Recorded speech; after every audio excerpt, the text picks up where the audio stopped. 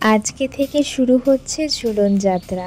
তাই সকালবেলায় আমি চলে গেছিলাম বাজারে, আর বাজার থেকে কিছু ফল মিষ্টি সমস্ত কিছু কিনে নিয়ে এসেছি, যা যা আমার পুজোর কাজে লাগবে। আর তারপর সেগুলো ব্যাগ থেকে বের করে নিয়ে ঝুড়িতে রেখে দিলাম। আর এদিকে দই মিষ্টি ফল কিছু লাড্ডু আছে। আর যেহেতু ছিল আজকে সোমবার, তাই জন্য সবার প্রথমে বাবা মহাদেবের পুজো করে নিলাম।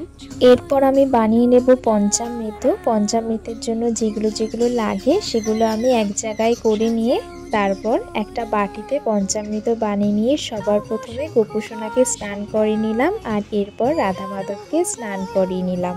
আমার গোপুসোনাকে আর রাধা মাধবকে স্নান করাতে এত ভালো লাগে যে আমি ওদেরকে অনেকক্ষণ ধরে স্নান করাই। আর আজকে আমি একটু ফলের রস দিয়েও স্নান করিয়েছিলাম।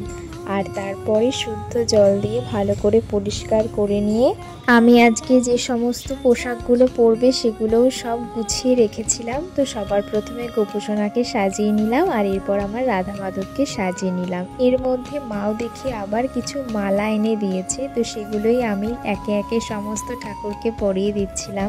আমার পুজো দেওয়া প্রায় শেষের দিকে। এরপর আমি ভোগ নিবেদন করে দিয়েছিলাম। আর এরপর কিছুক্ষণ পরে এসে আমি প্রসাদ তুলে নিয়ে একটু বিকালের দিকে আমি দোলনাটা সাজানো শুরু করেছিলাম।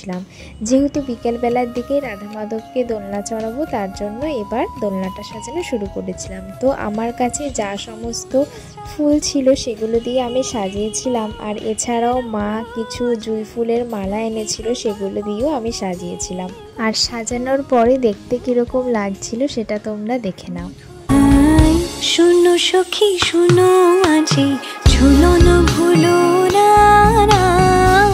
ফুল দিয়ে রাখাল রাজে সাজাও ঝুলো না।